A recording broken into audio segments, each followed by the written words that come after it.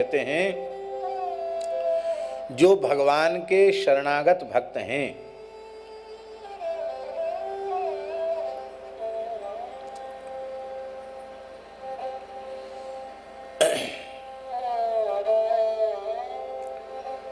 उनकी सब ओर से रक्षा करने की जिम्मेवारी भगवान की है। सारा भार भगवान का है।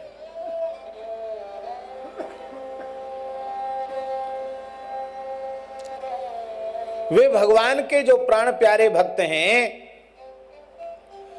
उनका कोई भी अनिष्ट नहीं कर सकता।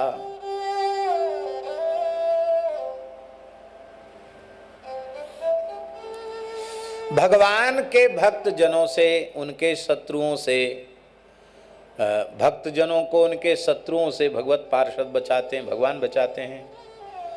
यमराज कहते मुझसे भी बचा लेते हैं, अग्नि से बचा लेते हैं, सारी विपत्तियों से बचा लेते हैं।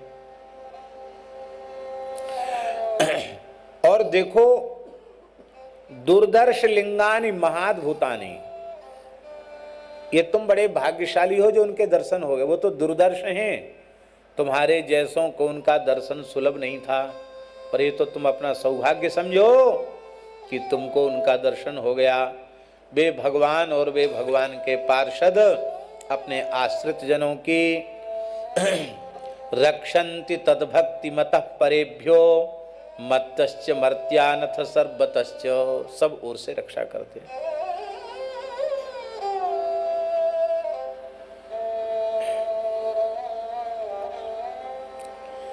एक महात्मा को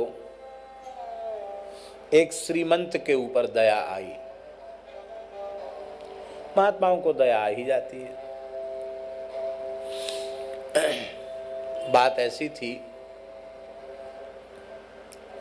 कि वे महापुरुष एक रात्रि उस श्रीमंत के यहां रुक गए।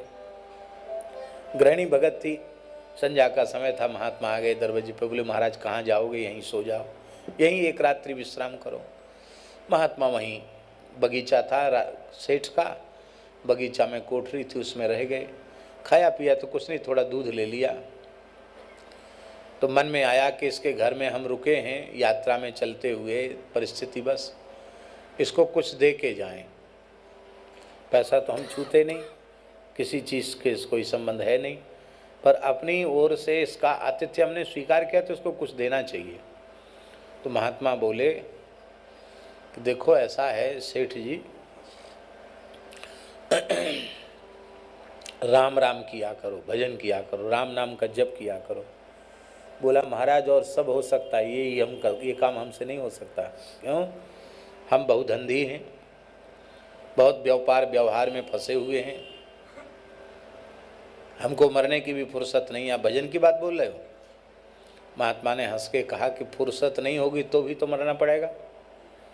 आप ये कह दो मौत से कि हमको फुर्सत नहीं है मरने की, तो क्या बच जाओगे? मरना तो पड़ेगा।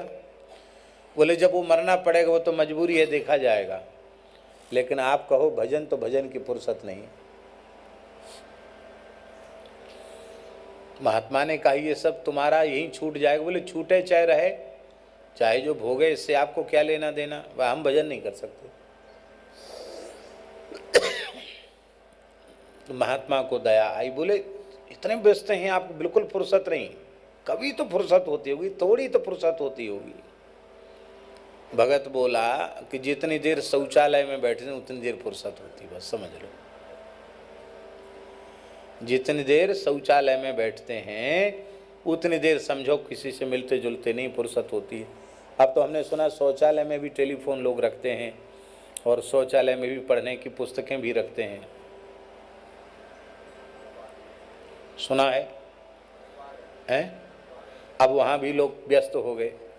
लेकिन वो उसने कहा शौचालय में थोड़ी फुर्सत रहती है।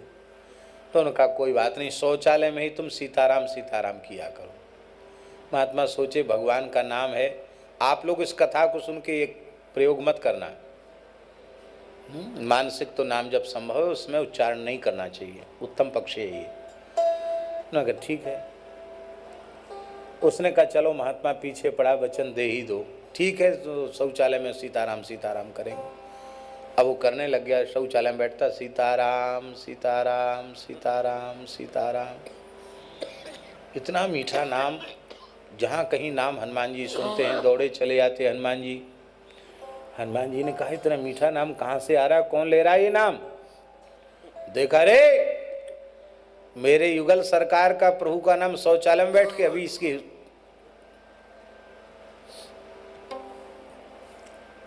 सजा इसको देता हूं। हनुमान जी ने एक लात लगाई।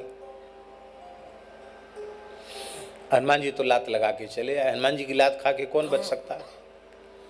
पर नित्य साकेत में रघुनाथ जी हनुमान जी पधारे तो सरकार के श्रीअंग में सुगंधित तेल से मालिश करने लगे। तो जैसी पीठ छुआ तो ठाकुर जी आह कराहने लगे। अरे क्या हुआ? कहे बहुत भारी चोट है, सूजन हो गई है पीठ में हमारे, बहुत भारी। कैसे चोट लगी? अरे बोले कुछ मत देखो, छूना नहीं, दूर से देखो। अरे आपके पीठ में तो एक बंदर के पैर का निशान है। एक कौन सा ऐसा उद्धत उद्दंड बंदर आ गया जिसने आपकी पीठ पर प्रहार किया? राम जी बोले जानने की कोशिश मत करो, प्रयास मत करो, बस आज तो चरणों में थोड़ा सा तेल लगा दो, बस अब पीठ छुओ मत, बहुत दर्द है। सरकार बताना पड़ेगा। कहा बता, पूछ रहे हो, तुम्हारा ही पैर का निशान। अरे हमारा प्रभु, राम राम, हमारी बुद्धि ऐसी कैसे बिगड़ गई? हम भला आपके देह पर अपने चरण का प्रहार कैसे कर सकते हैं? भगवान ने कहा कि जो नाम जपते हैं उनकी सुरक्षा में और मेरे पार्षद करते हैं। अब आप तो नाराज हो गए कि शौचालय में क्यों जप रहा है, पर किसी महात्मा की आज्ञा से साधन कर रहा था। तो मैंने सोचा कि यदि आपकी लात खा के वो मर गया तो नाम जापक की नामी प्रभु रक्षा करते हैं, ये सिद्धांत नष्ट हो जाएगा। इसलिए मैंने अपनी पीठ लगा दी उसको बचाने के लिए। तो तुम्हारा पैर हमारी पीठ पर पड़ा। त्रिलोक विजयी रावण आपका बायां हाथ का मुक्का नहीं झेल पाया, घूंसा नहीं झेल पाया। ये बेचारा कलयुगी सेठ, ये आपकी लात कैसे सहन कर पाता? ये तो मैं ही है जो इतनी जोर की लात सह गया।